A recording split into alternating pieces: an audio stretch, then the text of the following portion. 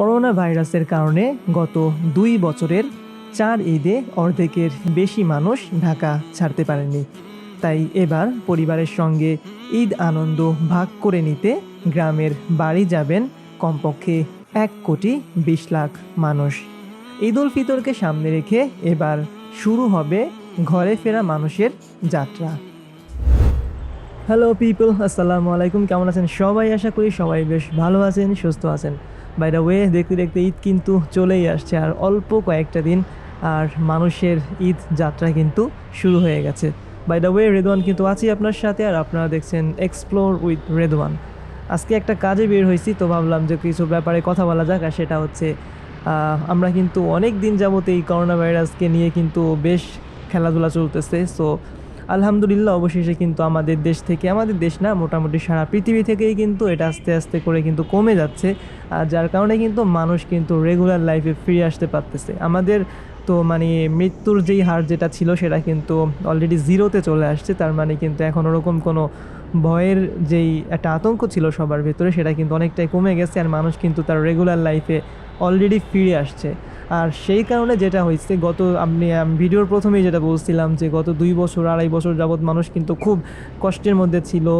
মানুষ ঢাকার বাইরে খুব কম যেতে পারছে, যারাও অনেকটা মানে হুড়াহুড়ি করে গেছে, অনেক কষ্ট করছে। বাট এইবার কিন্তু এটাই হচ্ছে ফার্স্ট টাইম যে মানুষ কিন্তু খুব ইজিলি তাদের গন্তব্যে ঈদ করার জন্য যেতে পারবে। যারা ঢাকা থেকে বাইরে যাবে, মোস্ট অফ দ্য পিপল কিন্তু ঢাকা থেকে বের হয় ঈদের সময়, তারা গ্রামে যায়, গ্রামের মানুষের সাথে কিন্তু ঈদ সেলিব্রেট করে, তারপরে কিন্তু আবার ফিরে আসে। কিন্তু এই যখন তারা যায় বা ফিরে আসে, তখন যেই ভোগান্তিটা হয়, এইটা কিন্তু মানে সবাই জানেন যে কী পরিমাণ কষ্ট কিন্তু তাদের হয়। এমনিতেই যেহেতু যাওয়ার সময় রোজার মাস থাকে, অনেকেই কিন্তু রোজা থাকে ইচ্ছা করেই, কিন্তু এই সময় যেহেতু রোজা ভাঙার একটা সিস্টেম আছে, কিন্তু অনেকেই কিন্তু রোজা মানে রেখেও কিন্তু যায়। সো ভোগান্তিটা তাদের জন্য কিন্তু একটু বেশি হয়ে যায়। আর আরেকটা ব্যাপার, সেটা হচ্ছে এই সময় কিন্তু অনেক দুর্ঘটনা ঘটতে পারে, যেটা আমরা কেউই চাই না, আল্লাহ না করুক। তারপরেও কিন্তু আমাদের সবার অনেক সাবধান থাকতে হবে, বিশেষ করে যাদের সাথে ফ্যামিলি মেম্বার্সরা যায়, বাচ্চা থাকে, তাদের ব্যাপারে কিন্তু আরও বেশি সেন্সিটিভ। সো যারাই আমরা ঢাকার বাইরে যাচ্ছি, অবশ্যই চেষ্টা করব সেফ থাকার জন্য। আর যারা টিকিট পাচ্ছি বা পাচ্ছি না, অনেকেই কিন্তু অনেক ভোগান্তির মধ্যে আমাদের পড়তে হয়, অনেক আগের থেকে টিকিট কাটতে হয়, বা অনেক ব্ল্যাক অনেক কিছু সিস্টেম হয় এরকম ঢাকা শহরে। সো যাই হোক, যারা এরকম পাচ্ছি তারা তো লাকি, আর যারা পাই নাই তারাও অবশ্যই যাব, কিন্তু যেন সেফটিটা সবাই মেনটেন করি। আর বিশেষ করে যারা দক্ষিণবঙ্গে যাবেন লঞ্চে করে বা হ্যাঁ, লঞ্চে করেই বেশিরভাগ মানুষ কিন্তু যায়, বিশেষ করে বরিশালের দিকে, তাদের জন্য কিন্তু আরও একটু সেফ থাকতে হবে, যেহেতু এখন কিন্তু বৈশাখ মাস। সো যে কোনো সময় কিন্তু কাল বৈশাখীর একটা অ্যাটাকের একটা ব্যাপার থাকে। সো একটু ওয়েদারটা চেক করে তারপরে যাওয়াটা কিন্তু বেটার। আর দক্ষিণবঙ্গের জন্য একটা গুড নিউজ, সেটা হচ্ছে এইবারই হয়তো আপনাদের শেষ ঈদে বাড়ি ফেরা।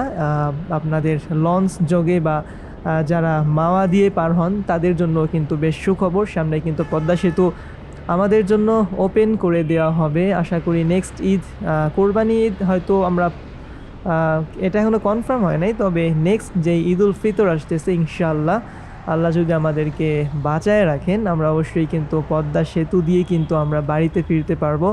আপনারা জানেন যে আমার বাড়ি কিন্তু পদ্মা সেতু পার হয়েই যেতে হবে। সো আমরা অনেক বেশি এক্সাইটেড এই ব্যাপারটা নিয়ে।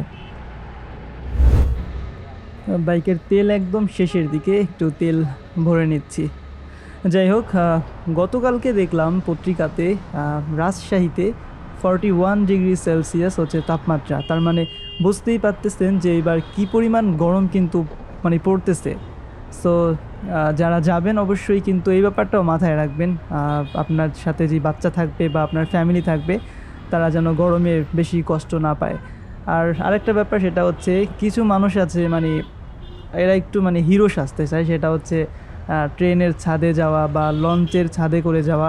এগুলো কিন্তু ভীষণ রিস্কি, বিশেষ করে ট্রেনের ছাদে যেই মানুষগুলো যায়, আপনি যদি একটু খেয়াল করে দেখেন যে কী পরিমাণ রিস্কের মধ্যে থাকে। এটা ঠিক যে ট্রেন কিন্তু অতটা ঝাঁকে, বাট ওরকম বাসের মতো ব্রেক করে না বা ওরকম কোনো থাকে না, কিন্তু তারপরেও যদি কেউ একটু স্লিপ করেও পড়ে যায়, সেটাও কিন্তু অনেক বড় একটা দুর্ঘটনা ঘটতে পারে। তো এদিকেও কিন্তু আমাদের অনেক বেশি সতর্ক থাকা উচিত। একসাথে কয়েকটা প্রোগ্রাম অ্যাটেন্ড করতে হবে, যার কারণে কিন্তু এবার আমাদের ঢাকাতেই ঈদ করতে হবে। সো এই দিকটাতে একটা ব্যাপার, সেটা হচ্ছে যারা ঈদের সময় ঢাকায় থাকে, বিশেষ করে যারা বাইকার বা মানে অনেক বেশি ট্রান্সপোর্টেশন ইউজ করে, তারা কিন্তু খুব মজা পায়। সেটা হচ্ছে ঢাকা কিন্তু এতটাই ফাঁকা হয়ে যায় যে কোনো জ্যাম থাকে না। মানে তখন বাইক বা গাড়ি মানে যেটাই বলেন, যে যেটাই রাইড করে না কেন, মানে অনেক বেশি মজা লাগে। সো কোথাও ট্রাফিক নাই, মানে ইচ্ছা মতো খুব স্পিডে চলতেছে। বাট এই জিনিসটা কিন্তু এরকমও হয় যে জ্যামটাকেও অনেকেই মিস করে, কারণ সারা বছর একটা মানে একটা অভ্যাসের মধ্যে থাকে না। সো এটা হঠাৎ করে নাই, সো একটা মিস করা এরকম চলে আসে। সো যাই হোক, যারা যাচ্ছেন তারা তো যাচ্ছেনই, আর যারা ঢাকায় থাকবেন তারাও এই মানে এই সিচুয়েশনটাও আশা করি এনজয় করবেন। ঈদের দিন বের হবেন, ঘুরবেন, সবার সাথে টাইম স্পেন্ড করবেন। যারা রমজান মাসে 30টা রোজা ছিলেন, আসলে মূলত ঈদটা কিন্তু তাদের জন্যই, যারা 30টা রোজা কিন্তু রাখতে পারছে। সো এদের জন্যই মূলত ঈদ। আপনি সারা মাস কষ্ট করছেন, তারপরে হচ্ছে একটা খুশির দিন আপনার জন্য, একটা বরকতের দিন আপনার জন্য আসছে। সো যারা রোজা ছিলেন না বা রোজা থাকছেন না, যেহেতু রমজান চলতেছে, সো তাদের জন্য ঈদ কতটা, এটা কিন্তু অনেকটাই মানে একটা প্রশ্ন থাকে যে ঈদ কি আপনার জন্য কিনা। সো আমাদের যেটা কথা সেটা হচ্ছে যারা রোজা থাকছে 30টা, ঈদটা মূলত কিন্তু তাদের জন্যই। আর ঈদ জার্নি নিয়ে কথা বলতে বলতে কিন্তু আজকে ঢাকা শহরের যে অবস্থা, মানে জ্যামের যেই কথাগুলো একটু বলার দরকার, সেটা কিন্তু বলাই হচ্ছে না। যাই হোক, আপনারা তো দেখতেই ছিলেন যে কী অবস্থা। ঢাকার জ্যাম কিন্তু আলহামদুলিল্লাহ আস্তে আস্তে কমতে শুরু করছে। তার এটার মানে হচ্ছে মানুষ কিন্তু ঢাকা ছাড়তে শুরু করছে।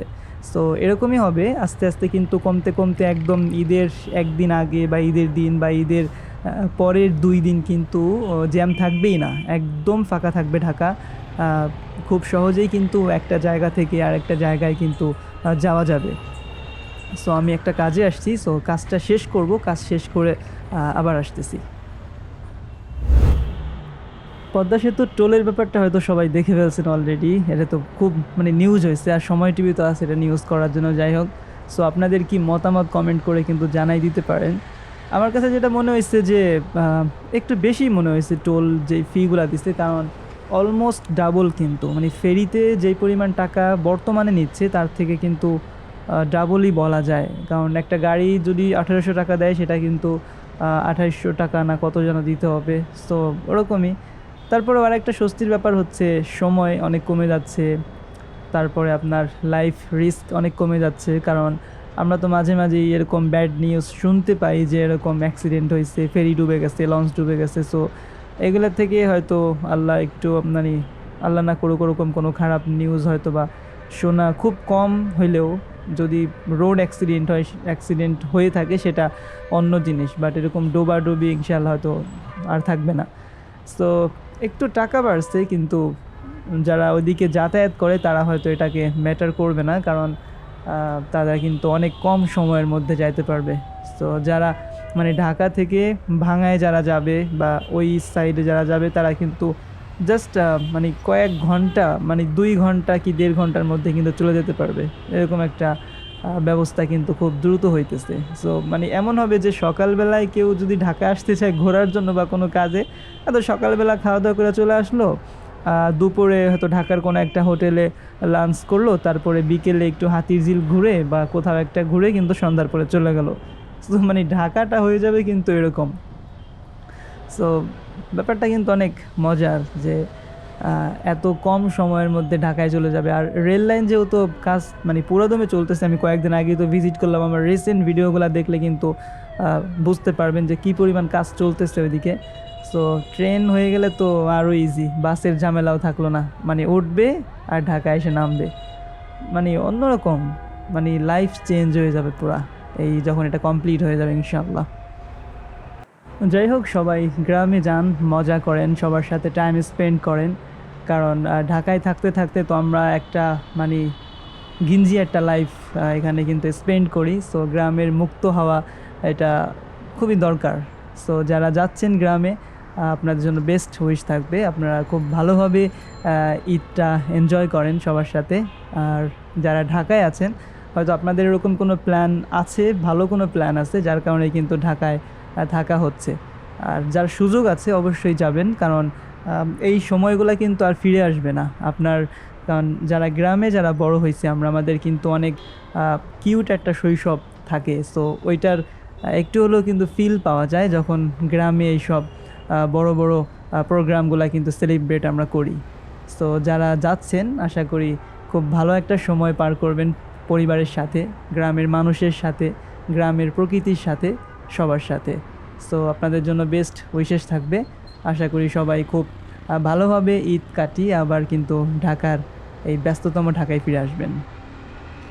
যাই হোক, এতক্ষণ যারা আমার সাথে ছিলেন সবাইকে অসংখ্য ধন্যবাদ আপনাদের এত মূল্যবান সময়ের ভেতরেও আমার ভিডিও দেখার জন্য। পরবর্তী ভিডিও দেখতে চাইলে অবশ্যই চ্যানেলকে সাবস্ক্রাইব করতে হবে। আর যারা গ্রামে যাচ্ছেন সবার জন্য রইল বেস্ট উইশেস। ইনশাআল্লাহ সবাই খুব ভালো মতে সহি সালামতে ঢাকায় ফিরে আসবেন। আমার জন্য দোয়া করবেন, যারা ঢাকায় আছেন তারাও খুব ভালোভাবে ঈদ সেলিব্রেট করবেন। সো সবাইকে বিদায়, আসসালামু আলাইকুম।